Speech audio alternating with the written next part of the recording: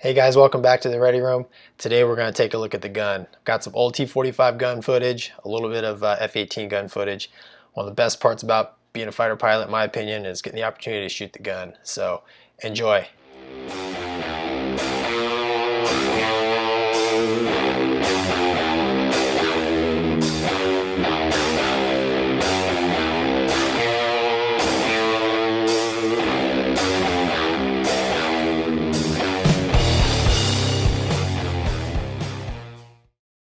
So my first experience with any kind of aerial gunnery or air-to-ground type gunnery came in the T-45.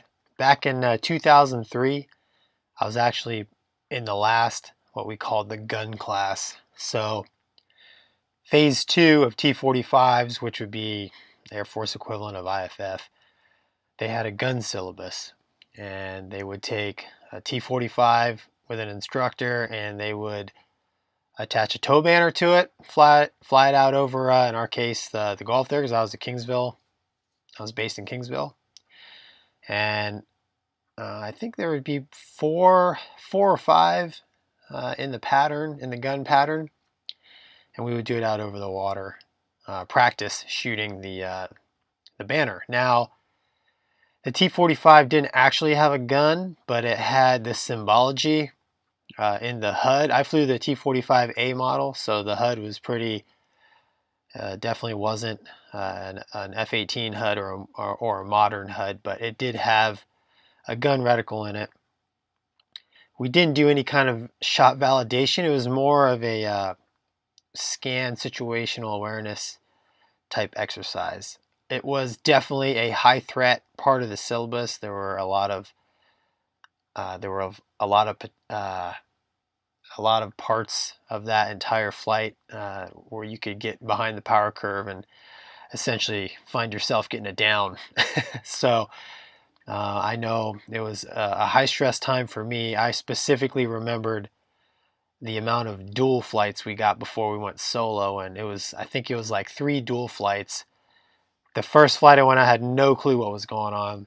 The second flight, I remember taking off and landing. The third flight, I was like, I pretty much think I got it, and the IP signed me off for solo, and literally on my solo, it kind of all came together. So they had that learning curve pretty doped out for an average guy like myself. But we would go out over the Gulf, and we would get ourselves established in the gun pattern, and I don't remember the specifics of it, but it was very instrument flying intensive. I remember literally just flying instruments until it was time for me to roll off the perch. I'd take a peek outside, make sure I wasn't cutting anybody off, and I would start looking for the banner. So the HUD footage I have, it's old. Even at the time, the cameras were old in the T-45, but it's kind of hard to see the banner. But we were able to practice strafing. And I guess back in the old days, the old days, the sim instructors told me that they used to actually, in A4s, they would actually do real bullets. I don't know if they were yanking my chain or what, but they would tell me, yeah, the tow tractor would come back with some bullet holes in the tail. Student would get it down. So they went the safer route in the T-45, no bullets, just symbology. The F-18 was the first airplane that I got to that had an internal gun. They mounted it up front, basically right between your legs. It's a 6-barrel rotary cannon. It uses hydraulics, electricity, and bleed air to operate. It shoots 100 rounds a second.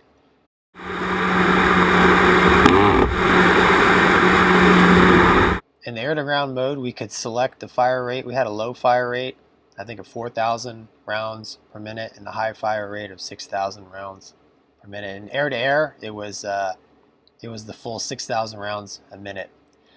Carried about 570 rounds, so you only had about 5.5, 6 seconds of ammo. So when we were learning how to use the gun, air-to-air or air-to-ground, trigger discipline was always a big deal, especially in air-to-air, because it's actually really hard to gun somebody that doesn't want to be gunned.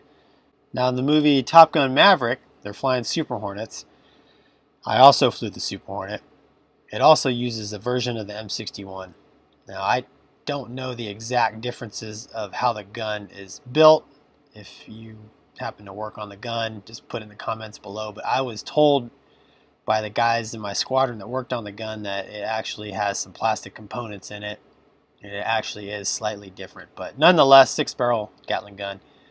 I know the Super Hornet carries less rounds than the A through D. As far as employing it, they were identical.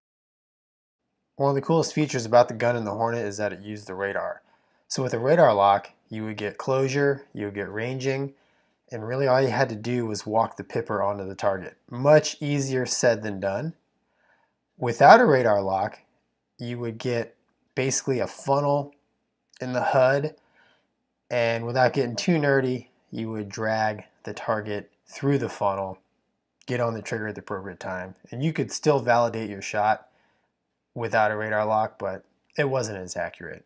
In air-to-ground mode, you could also get radar ranging with the gun. So under the pipper, you would know the range to the target. So as you're in your attack dive, you knew when to come on the trigger. Having rounds in the gun meant you always had an air-to-air or an air-to-ground weapon. Really important as a fighter pilot. I always loved shooting the gun, never got to shoot it enough. Here's a compilation of when I was shooting it with the Royal Malaysian Air Force. This is actually a full belt that we went through. I just cut and spliced it so you kind of see how long it would take to go through a full belt. It's not very long.